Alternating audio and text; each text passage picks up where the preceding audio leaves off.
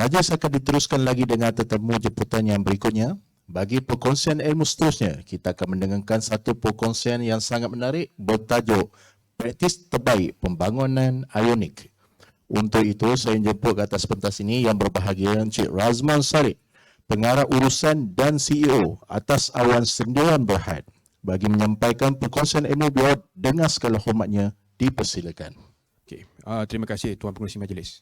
Assalamualaikum tuan-tuan dan puan-puan. Okey, saya perlukan 30 minit je. Jangan tidur. Lepas ni boleh terus pergi lunch, lepas tu boleh tidur. Okey? Alright. Pada hari ini, nama saya Razman. Hari ini saya akan bercakap tentang praktis terbaik pembangunan Ionik. Ya. Jadi, mula-mula sekali saya juga ingin mengucapkan terima kasih lah kerana menjemput saya pada hari ini. Jadi, serba sedikit tentang diri saya. Saya merupakan seorang multi-award winning mobile app developer. Saya telah memenangi 2 hackathon, iaitu di Malaysia Airlines Hackathon dan juga MDEC B-App Challenge. Saya juga merupakan, saya telah graduate daripada University of Birmingham di dalam bidang software engineering, computer interactive systems, dan juga saya ada master dalam postgraduate diploma dalam bidang management. Ya. Saya juga merupakan bekas presiden Malaysia Freelancer Association dan juga bekas pengarah syarikat College Teknologi Timur. Specialty saya dalam JavaScript based technologies lah, Ionic, Svelte, React, Node, Angular dan sebagainya. Jadi itu saya. Jadi ini gambar masa menang hackathon hari itulah. Saya juga pernah bercakap di IonicConf, iaitu conference Ionic terbesar di dunia. Saya bercakap tentang Angular dan React dan cara bagaimana nak masuk dalam Angular dan React menggunakan Ionic. Ya, itu antara saya yang saya pernah buat. Dan saya juga telah tersenarai sebagai Ionic Developer Expert di website Ionic. Ya. Jadi saya seorang je daripada ASEAN yang tersenarai kat situ. Ada daripada pelbagai negara-negara lain dan saya seorang saja tersenarai itu daripada Malaysia. Ya, daripada ASEAN. Terima kasih. Okey. Mula-mula sekali saya nak cerita sedikitlah methods of mobile app development. Sejarah ringkas cara pembangunan aplikasi atas peranti mudah alih device. Ya. Jadi slide saya ni saya cuba buat sebahasa Melayu yang boleh because dulu mak saya buat PhD kat sini, dia cakap orang UKM cakap bahasa. Jadi saya akan cuba bercakap dengan bahasa dan slide saya telah ubah menjadi bahasa. Jadi semua ni saya tuan-tuan dan puan, mobile device semua ni, yang smart device semua ni yang dalam poket tuan-tuan dan puan ni sekarang ni, semuanya bermula bila? Saya boleh track kan daripada Januari 9, 2007. Ini merupakan demo yang telah mengubah dunia pembangunan perisian. Diadakan oleh Steve Jobs. Ya. Ketika itu, Januari 9, 2007, beliau telah demo iPhone 1. Ya, the first iPhone. Jadi, apa yang bezanya iPhone ni dengan benda-benda yang pada ketika itu, device-device lain. Jadi, nombor satu, dia merupakan benda yang alat yang pertama yang menggunakan jari. Tidak dulu sebelum ni, screen memang touchscreen ada. Tetapi touchscreen tak stable. Sehingga kan iPhone 1 baru orang tahu, pinch to zoom tu apa. Sekarang kita dah tengok macam biasa lah, pinch to zoom ni selalu kita ambil gambar tu terus zoom tengok gambar web semua kan. Biasa kan. Tapi pada masa itu memang sesuatu yang baru. Swipe contohnya, sesuatu yang baru pada ketika itu. Double tap contohnya, merupakan satu benda yang baru. Drag around, ya, benda yang baru. Jadi skrin sentuh dahulu memang ada gunakan pocket PC, tetapi pada ketika sekarang, pada ketika itu benda yang baru. Jadi saya ada video saya nak play. Saya tak tahu sound ada tak ada, tapi video ni saya akan play. Terima kasih. Jadi ini kalau tuan-tuan perempuan dengar dekat crowd belakang tu tuan-tuan perempuan dengar crowd belakang tu semua macam wah. Tapi pada kita ni apa benda ni kan? Tapi pada ketika itu benda yang baru. Saya akan play. So I can even swipe when I'm in landscape here. You know? Isn't this awesome? The other thing I can do is I can take any of these pictures and I can make them bigger. And so let me go ahead and get the camera back up. Yeah, there it is right there. I can just take my fingers and we call it the pinch. I can bring them closer together or move them further apart to make it bigger or smaller. And so I can just move them further apart and stretch the image. Tengok orang kagum masa tu Kita sekarang ni tahap apa kan. Tapi ketika itu kali pertama dalam dunia demo tunjuk pinch to zoom dan juga swipe to change ya. Jadi masa ketika itu orang semua macam wah dahsyatlah dia ni, apa benda dia buat ni kan. Jadi pasal ketika itu semua telefon macam ni. Nokia phone, Sony Ericsson semua ni. Tapi pada hari ini kita ada smartphone. smartphone Android atau iOS. Ya. Jadi itu yang kita ada pada hari ini. Jadi semua pakai telefon, angkat. Semua dari sana hujung. Dari hujung lain angkat. Telefon semua ya. Semua orang ada telefon, semua orang pakai smartphone hari ni. Ada angkat ada pada. Jadi ini sekarang ni ini ialah komputer mini komputer mini di dalam poket setiap orang kat sini ada. Ya, semua ada komputer mini ni. Ya. Jadi hari ini saya nak cerita sedikit lah. Macam mana kita nak bangunkan aplikasi di atas mini komputer yang kita ada dalam poket kita ni, ya. Jadi dulu pun dalam 13 tahun dulu lah, 2010, 2011, dulu pembangunan secara natif, ya, orang panggil pembangunan secara natif bermakna kita kena buat dua kali kerja, iaitu kali kerja pertama kita kena buat pakai apa? Pakai Android Studio, ya. Kita buat Kotlin, kita gunakan bahasa Kotlin ataupun masa dia mula-mula keluar dulu bahasa Java. Baru untuk hasilkan Android app, ya. Satu kali kerja. Lepas tu you kena buat dua kali kerja pula. Pasal apa? You kena hasilkan iOS app. iOS app menggunakan Xcode. Xcode ketika itu menggunakan Objective-C dan Swift. You kena buat dua kali kerja. Alright, semua orang okey lah, happy lah kan. Tapi ada satu masalah. Pening kepala. Pasal apa pening kepala? Yalah, semualah pening, of course lah. Kan? Bahasa lain, cara nak buat pun lain. Matilah nak fikir kan. And then nombor dua, Swift and Kotlin merupakan bahasa yang berbeza. Dia tak sama. Cara implementation dia different. Objective-C dan juga ketika itu Java berbeza. Walaupun mereka merupakan jenis bahasa objective language, but the way doing it is different. And susah nak buat app yang sama. Contohnya, kalau kita nak buat Facebook sama dengan yang ada dalam iOS sama dengan Android. Memang impossible. Alright? Because both are two different languages. Jadi, ada orang ni pandai sikit. Dia pandai sikit, dia buat apa? Dia kata kita buat layer atas sekali kita buat jadi website. Okay? Layer atas website menggunakan JavaScript, CSS, HTML. And then di bawah tu kita gunakan Cordova, PhoneGap Cordova. Lepas tu kita boleh sambungkan kepada device. Jadi atas sekali layer tu is website. Bawah website tu dia ada macam layer yang apa Cordova tu. Bawah Cordova tu is the device itself. Alright? So itu di quick thinking lah orang buatlah ketika itu. Jadi maka jadilah satu aplikasi. Kita buat satu kali kerja je. Satu kali kerja sahaja kita buat website macam website. And then kita dapat hasilkan aplikasi untuk Android dan iOS. Okey, tapi inilah dipanggil hybrid app development. Hybrid app development. Hybrid bukan kereta electric heavy tapi ini basically hybrid app development di mana kita buat website satu layer and then bawah website itu kita buat jadi Android atau iOS. Tapi ada satu masalah. Masalah dia masih lagi celaru. Pasal apa? Pasal button tu kita kena design sendiri. Navigation bar kita kena design sendiri. Tidak ada standard ketika itu. Macam mana kita nak buat button. Macam mana kita untuk screen-screen berbeza. Contohnya kalau tuan-tuan perempuan nak buat app untuk iPad. Nak buat app untuk tablet Samsung. Nak buat app untuk yang phone lipat-lipat tu. Berbeza screen size kan. Macam mana kita nak buat satu app semua boleh pakai. Jadi itu merupakan masalah ketika itulah. Ya. Jadi, tuan-tuan dan puan, benda baru keluar, iaitu Ionic. Sekejap, saya nak buka baju sekejap. Ionic, ya. Ya, tepuk tangan sikit. Jadi Ionic, benda baru sekejap. Saya nak pasang konfeti sikit. Ada keluar? Oh, tak keluar. Okay. Jadi Ionic ini merupakan benda yang baru ketika itu, di mana ia membolehkan navigasi bar standard. Kita buat kerjasama juga, kita buat website juga. Kita buat website, and then kita boleh jadikan Android app dan juga iOS app. Jadi, hybrid juga, tetapi UI dia standard. Maknanya button semua cantik. Navigation bar semua cantik. Input box semua cantik. Alright? And dia muat semua screen. Tak kisahlah tuan-tuan pakai tablet ke, iPad ke, phone lipat ke apa ke, semua lipat. Semua cantik. Alright? Jadi, itu Ionic. Ketika itu dengan Cordova. Tetapi, masalah sikit. Cordova ketika itu, lembab. Okey, apa maksud saya Cordova lembab? Okey, Cordova ketika itu pembaharuan dalam teknologi telefon. Saya pakai Samsung S23. Sekarang ni kalau tuan-tuan nampak tak ada notch, kan? Phone yang baru macam ni semua kebanyakan phone tak ada notch dah kan? Yang kat atas tu yang macam ada screen apa border kat dalam screen kan? Sekarang dah tak ada kan? Jadi bila benda tu keluar, Cordova lambat untuk buat pembaharuan. Jadi menyebabkan app semua ada macam ruang kat atas kepala tu dia lebih sikit. Jadi ini merupakan satu masalah pasal dia buat lambat sikit. Jadi Ionic team decided untuk buat native bridge sendiri untuk menggantikan Cordova.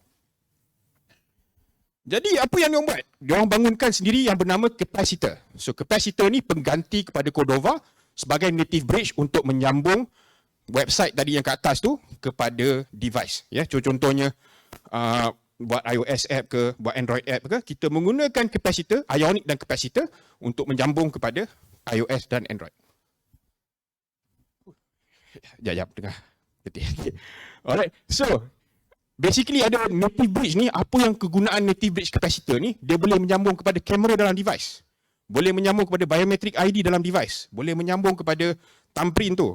Boleh menyambung kepada kalau nak buat device goyang ke, nak buat device bunyi kuat ke. Semua boleh buat menggunakan capacitor dan Ionic. Jadi, tuan-tuan dan puan, that's it. Itu dia, satu kali kerja. Kita buat website, satu kali kerja saja menggunakan Ionic dan capacitor dan kita dapat hasilkan kedua-duanya sekali, Android dan iOS, menggunakan Android Studio dan Xcode. Jadi, again, just nak reiterate baliklah, kenapa guna Ionic? Ya. Kerana nombor satu ialah ia muat semua skrin. Tak kisahlah pakai iPad ke, pakai phone lipat-lipat ke, pakai iPhone macam mana ke, semua skrin boleh muat. Memang dia dah memang automatic, resize, dia akan resize semua muat. Alright, button semua ada. Nombor dua, ialah pembangunan pantas. Because tuan-tuan dan puan, sebenarnya saya dah lama dah belajar buat web. Saya buat web daripada 1996, dekat 25 tahun dah. 26 tahun dah. 27, sorry. 27 tahun dah saya buat website. Jadi, benda teknologi yang saya tahu tu saya boleh buat dengan mudah. Saya tak perlu belajar benda baru. Saya tak perlu belajar bahasa baru. Benda tu dah tahu, kalau dah tahu buat website, you're halfway there already. Saya selalu bagi tahu student-student saya, tahu buat website tak? Tahu. Okay. Dah boleh buat dah app. Memang mudah kalau bangunkan guna Ionic. Right? And then satu code base untuk semua. Apa dimaksudkan di situ? Ialah kita tak perlu ada khas code untuk Ionic, untuk Android. Tak perlu ada satu khas code untuk iOS. Kita ada satu code base, dia boleh hasilkan kedua-dua Android dan iOS app dengan mudah. Tak percaya, masuk kelas saya. Dan UI komponen lengkap. Jadi ada, kalau saya akan tunjuk sebentar lagi, saya akan ulaskan dengan lebih banyak sebentar lagi UI komponen yang diberikan oleh Ionic. Kita boleh guna button dia dengan navigation bar dia, dengan input box dia, macam-macam ada. Alright. And plugin library dengan capacitor. So capacitor menggunakan Ionic ada boleh access dia punya plugin library. So contohnya macam tadi saya kata, nak guna kamera, biometric ID, nak guna goyang-goyang telefon ke, nak guna volume telefon ke, angkat telefon turun bawah terbalik, semua boleh. Saya ni macam tukang jual Ionic pula. Jadi apa yang diperlukan, mudah saja, semua free, semua boleh download. Pergi nodejs.org, dapatkan LTS version. Ada VS Code. VS Code memang IDE yang terbaik sekali lah saya rasa untuk ketika ini. Perlukan Google Chrome atau Edge browser dan juga Android Studio dan Xcode. Itu saja diperlukan untuk bangunkan app. Tak perlu beli apa-apa, semua free. Okay, so itu dia. Serba sejarah ringkas mengenai Ionic dan pembangunan aplikasi secara brief. Saya tak sentuh Flutter. Pasal apa? Flutter bahasa lain. Flutter menggunakan bahasa Dart. So kalau tuan-tuan puan nak bangunkan Flutter, tuan-tuan puan kena belajar bahasa lain, iaitu bahasa Dart. Ionic tak perlu. Ionic kalau dah tahu buat website, boleh jalan. Jadi ini merupakan seterusnya saya akan cerita pasal praktis-praktis terbaik pembangunan aplikasi menggunakan Ionic. Right? Best practice in Ionic app development. Jadi saya separatekan bahagian ini untuk kepada dua bahagian. Satu sebelum pembangunan aplikasi tersebut dan satu lagi semasa pembangunan aplikasi tersebut. Dua bahagian. Jadi bahagian pertama, sebelum pembangunan aplikasi. Am I good on time? Yes, thank you. Saya dah time diri saya tahu. Jadi sebelum pembangunan aplikasi, nombor satu, kita kena, ini tak banyak orang cerita. Ini saya cerita sikit. Saya check time tu. Tak banyak orang cerita pasal perkara-perkara ni because ini dia dapat mengurusi pengalaman. Bila dah banyak buat app, kita dapat pengalaman. Kan kita tahulah apa kita perlu ada sebelum kita mulakan pembangunan aplikasi. Nombor satu ialah kita kena ada. Nombor satu iaitu tentukan skop aplikasi. Macam mana nak tentukan skop aplikasi? Nombor satu, of course, kita kena tahu siapa yang akan guna aplikasi tersebut. Jangan pula pergi cakap dengan bos. Bos tak guna. Dia punya staff yang guna. Kita kena jumpa staff tu dan tanya. apa aplikasi yang diguna pakai dan apa yang nak dibuatkan, ya. Dan dapat pasal ini dapat memberikan kepada kita scope dan kita dapat narrow down the scope. Okay. Macam mana kita nak buat? Apa cara dia? So kita boleh buat temu ramah, kita buat note and vote. So ini aktiviti Crazy 8. Crazy 8 ni aktiviti yang selalu digunakan pakai Google prototyping dan sebagainya, ya. So kita dapat brief apa yang akan dibangunkan, ya. Okey, nombor 2, pastikan. Ini banyak kali saya nak tuan-tuan perempuan ingatlah ingat kalau tuan-tuan lupa saya punya cakap ni, ingat kena ada wireframe atau prototype sebelum bangunkan aplikasi. Ya, pasal apa? Pasal bila dia sketch tu dah ada wireframe atau ni, kalau tuan-tuan dan puan-puan nak ubah gambar ke, nak tolak button ke tepi ke apa, boleh buat dengan mudah. Tapi bila dah jadi kod, memang pening sikit lah nak ubah button dan nak ubah sebagainya. Jadi pastikan ada wireframe atau prototype terlebih dahulu. Jadi ini contoh lah, saya zoom out sikit, saya tak nak tunjuk lah projek apa saya buat. Ni projek saya tengah buat lah. Jadi bila dah ada macam Figma design macam ni, saya tahu saya boleh tunjuk kepada klien, okey tak macam ni? Nak ubah ini tak? Ni ubah ni lah. Bila ketika this point, kita masih lagi ubah. Tetapi bila jadi code, susah sikit lah nak ubah. Jadi faham pastikan ada prototype atau wireframe. Nombor 3, rancang architecture aplikasi. Make sure you know, tuan-tuan tahu aplikasi itu architecture dia macam mana. Kenapa, apa yang perlu dibangunkan aplikasi itu. Jadi kena pastikan. Contohnya, this is very simple one saya just draw for this particular exercise. For example, kita ada server dan kita ada app, right? Kita kena pastikan apa yang dibangunkan dekat server. Siapa yang bangunkan apa? Tugas apa? Siapa yang nak buat apa? Jadi dengan ini, kita dapat tentukan kerja apa yang kita kena buat dan kita dapat tentukan dan rancang proses pembangunan dan seterusnya dapat memberi gambaran tugasan. Ini sangat penting kerana dia dapat memberi anggaran masa pembangunan untuk kita bagi kepada kita punya superior, kita punya boss, kita punya lecturer dan sebagainya. Kita dapat tahu, ini dapat masa ni dalam 2 minggu kot buat. Pasal based on what? Based on tadi kita dah rancang tadi tu. And nombor 3 ialah dapat menjalankan pembangunan secara lebih teratur. Ini sangat penting dalam pembangunan aplikasi, pembangunan yang teratur. Jangan bila nak fikir nak buat app, you dah buat dah. Allah. Apa sebab kita tak buat macam ni Apa sebab kita tak buat macam ni Benda-benda macam tu kena fikir sebelum pembangunan aplikasi Itu sebab itu saya sebut dekat sini because it's best practice lah. Kan saya kena sebut lah kan. Best practice in app development. Okay. So, semasa pembangunan aplikasi Ionic, Angular dan React. Okay, I'm gonna go a bit technical guys. So that's okay. Tak apa saya technical sikit je. Alright. Hopefully orang-orang kat sini ini kan IT department kan. Mesti tahu semua Okay, alright. Saya a bit technical Alright. Semasa pembangunan aplikasi Ionic, Angular, React, nombor 1, kita kena rancang dahulu penggunaan komponen Ionic. Iaitu macam mana kita nak cari komponen-komponen Ionic ini. Sebentar, saya tunjuk. Okay, dekat dalam website Ionic, tuan-tuan boleh nampak ni website Ionic. So dekat sini ada pelbagai contoh-contoh UI komponen yang kita boleh guna terus, right? Ada juga dekat sini dia tunjuk example cara nak guna pun macam tu kat situ Jadi contohnya kalau saya nak guna button ni, saya copy ni dan saya paste saja dekat sini. So ni dekat app saya, ini title app ni saya tulis kat sini. Saya paste saja kat sini, saya save. Button tu terus keluar. Nampak tak? Senang je. Senang tak? Senang copy paste je. Kalau tak boleh buat macam tu, tak tahulah nak tanya ChatGPT pun, ChatGPT pun marah kata, pergilah tengok website dia kan. Okay. So senang saja kita boleh bangunkan aplikasi kalau itu nak button. So ada macam-macam kat sini. Ada card, alright. So card ni macam mana saya tengok. Okay, saya nak ambil card tu kan. Copy ni. Saya copy. Sekali lagi dekat sini saya akan paste. Save. Dah ada card, settle. Bila tu dekat dalam tu, tuan-tuan perempuan boleh lah ubah-ubah apa yang nak patut, kan? Okey tak belah sana? Okey, alright, okey, cun. Okey, so senang senang kan? Okey. Itu kalau nak guna komponen-komponen Ionic, alright? Satu lagi benda yang tuan-tuan boleh buat ialah menggunakan icon, So Ionic ni dia ada Ionicons, Boleh pergi ke ionicons.com, ada lebih kurang 300 icon yang kita boleh guna directly dalam Ionic. So contohnya saya nak tukar pakai sports car, Ni ada ikon sports car, saya boleh copy. Sekali lagi, cuma saya paste saja di sini. Saya akan paste kat button lah. Nampak cantik sikit kat button. Saya paste kat button. Alright, saya nak letak dia dekat bahagian belakang. Sorry. Saya letak di bahagian belakang. And save. Dah ada sports car situ. Dah, habis cerita. Berapa saat tu? Berapa saat? 5 saat? Sekejap je kan?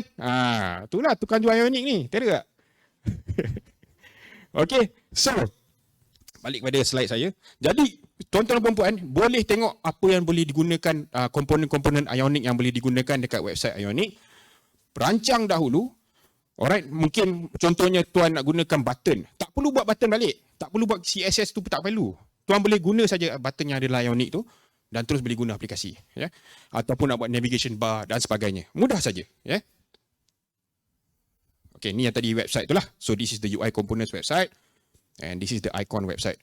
Saya paste masuk pasal takut website jalan, internet tak jalan. Saya paste dah masuk siap-siap. Alright, so nombor dua. Nombor dua, ini juga penting, ialah component based architecture. Alright, apa itu component based architecture? Ini diguna pakai kalau you dah biasa buat Angular atau biasa tuan-tuan perempuan biasa buat Angular, tuan-tuan perempuan biasa buat React. Ini memang diguna pakailah oleh pembangun aplikasi Angular dan React. Ya, di mana tuan-tuan boleh nampak kat situ, tuan-tuan nampak macam tu saja kan. Kalau sebagai user biasa nampak macam tu saja. Tetapi sebenarnya di sebalik tabir ada pelbagai komponen yang sedang berjalan di dalam situ, ya. Dekat atas sekali ialah komponen logo. Okey, nampak tak? Nampak Okey. Yang tengah tu reactive form component. Lepas tu bawah tu social login component dan bawah sekali ialah create account page dan forgot password page. Jadi dia ni kita kena fikir bila kita nak bangunkan aplikasi. Contohnya kita boleh gunakan reuse, orang panggil reusable components. Logo tu for example, ya. So contohnya kalau tuan-tuan dan puan-puan nak guna logo tak perlu write directly dalam app, gunakan komponen logo. Dan bila tuan-tuan dan puan-puan contohnya nak tukar logo, kan nak puasa kan, ataupun lepas tu puasa raya kan, nak letak gambar ketupat sikit dekat logo tu kan, tuan-tuan dan puan-puan tak perlu update the whole app. Tuan-tuan dan puan-puan betulkan gambar itu saja di satu tempat saja. Jadi bila pembangunan secara komponen ni, komponen based architecture ni, tuan-tuan dan puan-puan tak perlu nak revisit, semua boleh keluar balik, tak perlu. Mudah saja, tuan dan puan-puan hanya update bahagian-bahagian yang tuan-puan nak pakai saja. Ya? Faham Okay. My time? Okay? Alright, cun. Okay, so nombor 2. Okay, this is a bit complex sikit. Dia banyak dipakai oleh organisasi-organisasi menengah dan besar, medium and large enterprises. Dia banyak pakai teknik inilah, teknik yang dipanggil state management. Alright? So, stage management untuk simpan data tetap dan sementara di dalam aplikasi. Sorry, saya kena baca because ini saya jarang cakap pasal benda ni. Selalu app development, saya cakap benda basic. Tapi ini benda yang a bit complex. Ya. Jadi, kenapa kita nak gunakan state management untuk simpan data dan sementara di dalam aplikasi? Ini kerana kita perlu, apakah itu state management? Ialah menyimpan dan memperbarui data dalam aplikasi. Untuk Angular, biasanya orang pakai NGXS dan juga RxJS untuk ada state management ni. Ya. Untuk React, orang biasa pakai Redux. Okay, kalau tuan-tuan tak tahu apa itu Angular dan React, Angular ialah cara pembangunan aplikasi dan React adalah satu lagi cara pembangunan aplikasi. Both are supported by Ioniq. And what I'm saying here is, perlu menggunakan state management untuk pembangunan aplikasi yang lebih efektif. Kenapa? Okey, nombor 1 ialah ia seperti perpustakaan yang menyimpan data pengguna atau data apa-apa pun di dalam aplikasi. Ya. Jadi contohnya bila tuan-puan biasanya bila nak bangunkan aplikasi, bila satu page ke page lain ke page lain ke page lain dan tuan-tuan puan nak panggil nama user tersebut, tuan-tuan dan puan tak perlu refresh daripada server ataupun tuan-tuan dan puan tak perlu panggil daripada local storage, panggil daripada state management saja. Ya. So ini contohnya saya telah simpan state saya, di mana saya simpan user state dan nama saya dan email saya di situ, dan saya boleh dipanggil di mana-mana dalam aplikasi instead of using local storage. So this is a much better way, a best practice way for you to store data, untuk simpan data dalam aplikasi. And ni juga sangat penting ialah menggunakan VS Code. VS Code saya rasa pada hari ini ialah Integrated Development Environment, IDE, yang terbaik di dunia sekarang ini, tuan-tuan dan puan. Ada di dalam VS Code itu plugin Ionic. Right? So plugin Ionic saya boleh tunjuk tuan-tuan dan puan. Saya tak tahu jalan ke tak jalan because di sini plugin Ionic. So di sini kita boleh run saja terus tanpa perlu install menggunakan command prompt. Sekarang ni tuan-tuan dan puan boleh install guna command prompt, tetapi tuan-tuan dan puan juga boleh tekan run di sini saja dan dia akan execute the run and build me my app. It's very easy. Jadi dengan adanya benda macam ni, kita tak perlu dah pening macam mana nak buat aplikasi ni, siapa nak buat ni semua. Tak perlu dah pening, everything is ready for you. Tuan-tuan dan puan just guna saja. Kat sini kita boleh just guna Android project kat sini, iOS project sini, dan kita boleh test guna kalau tuan-tuan, tapi tuan-tuan you're not on my phone punya network, so tak dapat tengok. But you can check straight away. I think I can click it here, right? There you go. And yeah, I need to get that app, right? So this is a new app daripada capacitor. Alright, tak apa, nanti saya akan tunjuk. Alright, jadi dengan adanya VS Code ini, kita dapat bangunkan aplikasi dengan mudah. Dia punya type safety semua dah ada kat situ. Kalau tuan-tuan dan puan tersilap type, dia akan bagi tahu, ni silap type lah.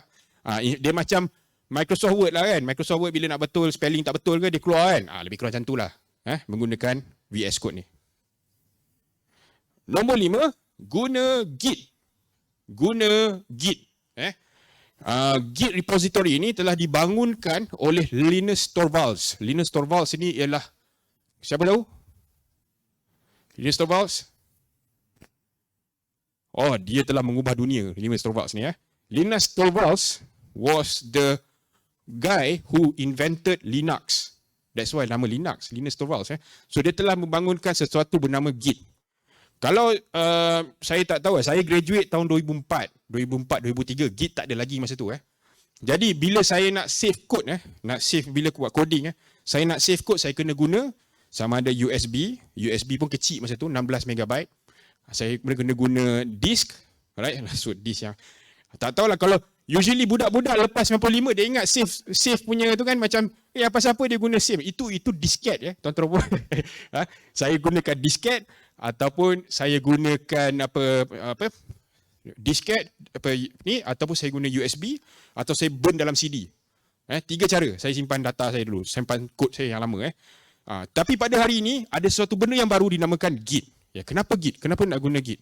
Ialah nombor 1 ialah tuan-tuan dan puan dapat upload directly kod yang tuan-tuan dan puan buat tu terus ke dalam internet. Right? And you can control the version. In fact, you can even control the version.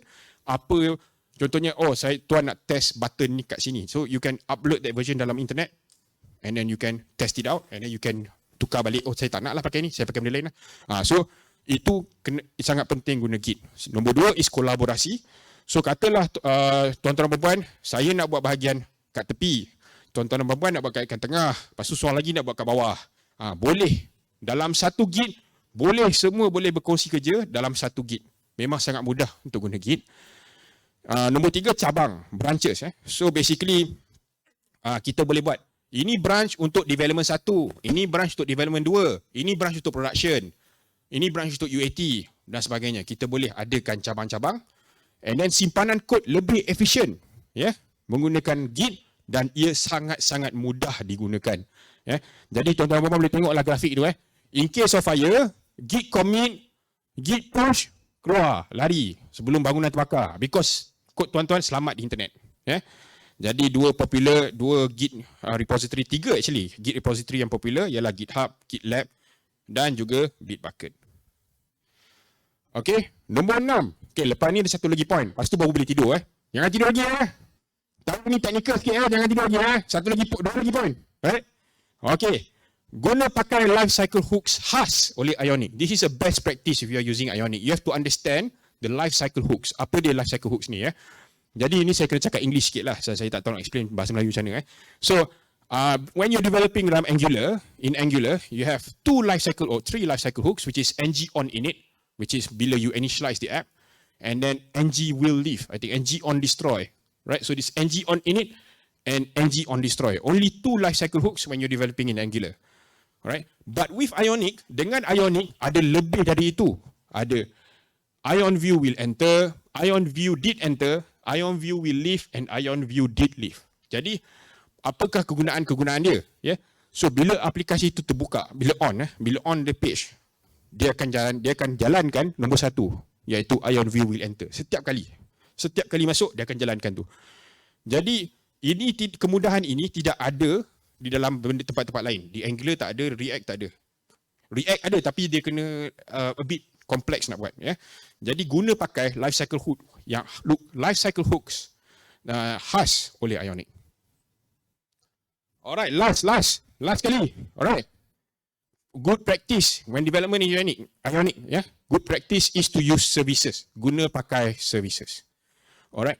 So contohnya tuan-tuan dan puan, tuan-tuan dan puan dah buat function bernama calc_add, right? Calc_add. Jadi function ni tuan-tuan nak pakai digunakan di 2 tempat di dalam aplikasi, ya. It's a good practice to develop that on services, right? So this is calc_add, tapi lebih kompleks lagi, contohnya untuk connect kepada DB, database, atau untuk panggil data daripada database. It's a good practice to use something called services. Okay, I think that's it, right? So saya akan nak ikhlas sikit. Saya ada 5 minit kan? Saya nak ikhlas sikit. Saya akan adakan kelas pada Isnin, Selasa, Rabu depan di Sunway. Saya ada bayaran khas ini 990 ni untuk orang biasa, tetapi saya ada diskaun khas banyak 720 untuk warga UKM yang berminat. Kalau berminat boleh hubungi saya dekat saya akan ceritakan lebih lanjut lagi lah macam mana nak bangunkan aplikasi. Tapi dalam 3 hari yang saya akan ajar itu, tuan-tuan dan puan boleh bangunkan aplikasi. Ya, saya akan garantikan, ya. Daripada zero, yes. Saya akan ajar daripada zero. Okay, so tuan-tuan dan puan kalau nak tengok macam mana nak follow saya, boleh follow Google page, Google page pula. Facebook, Twitter dan juga Instagram, boleh follow di situ. Kalau nak lebih lanjut, nak hubungi saya ke, boleh tuan-tuan dan puan boleh ke situ dan boleh hubungi saya terus masuk phone saya, ya. Jadi saya ingin ucapkan ribuan terima kasih kepada QKM kerana menjemput saya pada hari ini, dan ya, Assalamualaikum warahmatullahi wabarakatuh. Terima kasih kepada Encik Razman Sarid. Saya mohon agar Encik Razman Sarid untuk terus berada di atas pentas. Okey, sekarang saya buka untuk sesi soal jawab. Jika ada sebarang soalan yang hendak diajukan, boleh hadirin untuk mengangkat tangan dan terus kepada mic yang kita sediakan di hadapan.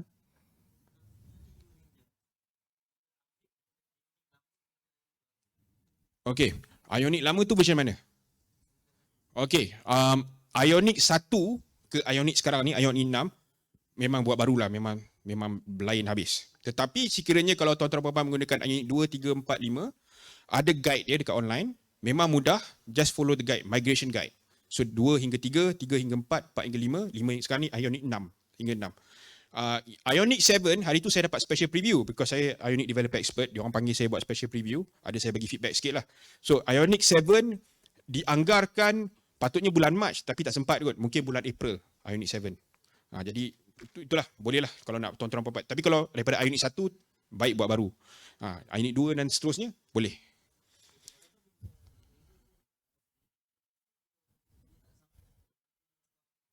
Perbezaan sedikit, ada beza sedikit-sedikit je. Dua ke atas ada beza sedikit. Tapi Ionic 1 memang totally different. Okay, ada lagi soalan? Semua tahu buat Ionic kalau tak tahu boleh tengok kat situ tadi apa saya punya social tu. Bolehlah masuk kelas saya saya akan ajar macam mana nak buat Ionic. Ya, teruskan Tuan Pengerusi. Okay. Ada lagi? Okey, jika tiada sebarang soalan, saya tutup sesi soal jawab kita. Terima kasih. Okey. Seterusnya saya menjemput sekali lagi Encik Muhammad Zainuddin